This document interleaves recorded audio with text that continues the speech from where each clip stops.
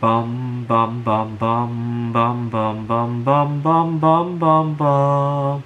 The Peter Like Show. Bum bum bum bum bum bum bum.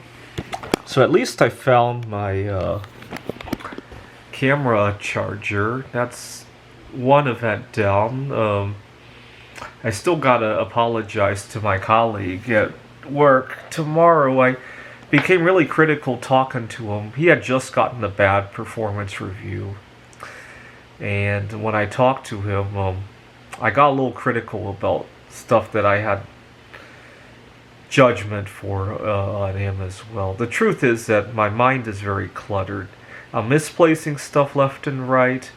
I gotta look for my Geiger counter as well. I can't find that either. Unfortunately, I turned it off. Otherwise, I could just bring a glow-in-the-dark watch or something to look for it, right? And I still have to fix up my grade book at Phoenix College. I made a disaster in there doing something, and the students understand me. That's what was keeping me up earlier tonight, and a bunch of other stuff. Now I gotta point out something. Earlier in my Peter Shit Show, I was talking about some of my colleagues taking vacation, and one of my subscribers had said that your colleagues shouldn't be going away and leaving you behind when there's a Taylor Swift concert, right? I gotta point out something. I don't have a problem with my students and my colleagues taking time off to tend to their hobbies, right? I don't have a problem with that. I love it when the students enjoy life. Sometimes it interferes with attendance. Yeah, I understand that.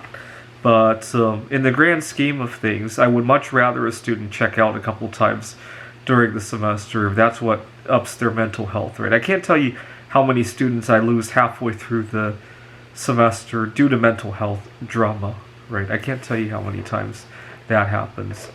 So that's not the problem I have. The problem is that it doesn't reciprocate. And the reason it often doesn't reciprocate is because I enjoy life very differently than a lot of my colleagues. There's no way I can go to a Taylor Swift concert, and this is not for me. I love Taylor Swift just as much as everybody else. I just can't tolerate loud noises. I'd much rather listen to Taylor Swift in a controlled environment where I can dial the volume, right? Even when I recently got into a falling out carpooling with one of my colleagues because he was eating and driving. But there's another reason I have a falling out. He turns on the radio way too loudly, and I don't feel like I have the heart to turn down the radio even when I'm in the car.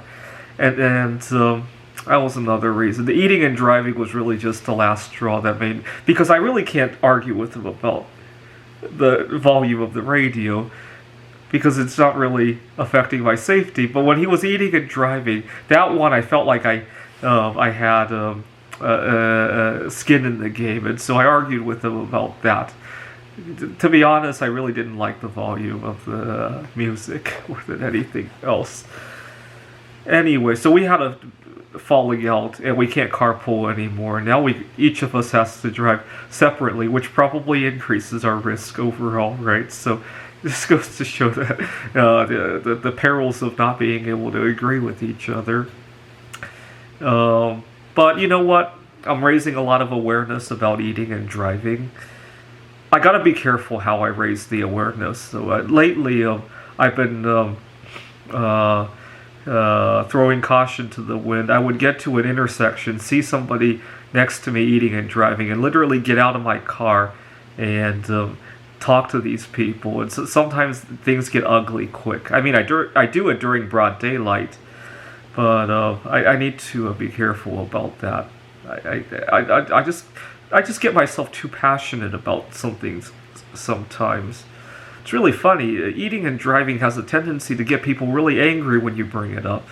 I've brought up texting and driving to other cars like that before, I usually don't. I usually get a sensible response. Oh yeah, I got too distracted. Sorry about that. And they put their phone away. But when it's eating and driving, I've never got anything sensible out of that. It's always anger. Do you know another thing that will instantly cause anger if you were to point out to somebody? Drugs. And these people were literally behaving like they're shooting heroin in their car.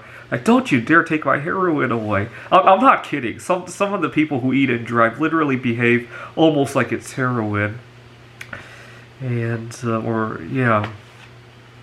But, so I don't have a problem with my colleagues going out to see Taylor Swift. But when I go stargazing, they need to think of that as when they went to see Taylor Swift, right?